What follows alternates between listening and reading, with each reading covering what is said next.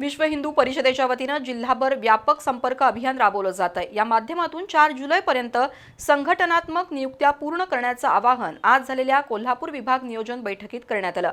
तसंच विहिप हितचिंतक अभियानांतर्गत धर्मजागरण, सेवा आणि सामाजिक उपक्रमांवर भर देण्याचा निर्धार करण्यात आला।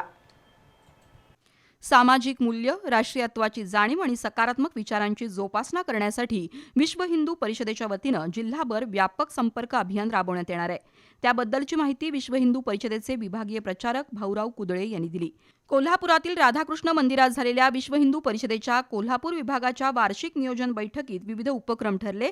यावेळी भाऊराव कुदळे यांच्यासह धनाजी शिंदे, श्रीकांत पोतनीस, जिल्हा मंत्री विनय बारड आणि अन्य मान्यवरांनी विविध सूचना केल्या। पुढील वर्षातील संघटनात्मक कामकाज आणि सामाजिक उपक्रमांचं नियोजन तसंच संघटनेच्या कार्यविस्ताराबाबत सविस्तर चर्चा झाली।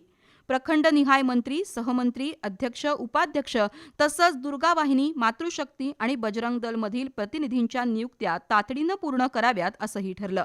प्रत्येक गाव, तालुका आणि प्रखंड स्तरावर प्रभावीपणे सामाजिक कार्यक्रम राबवून ते यशस्वी करण्याचं आवाहन करण्यात आलं।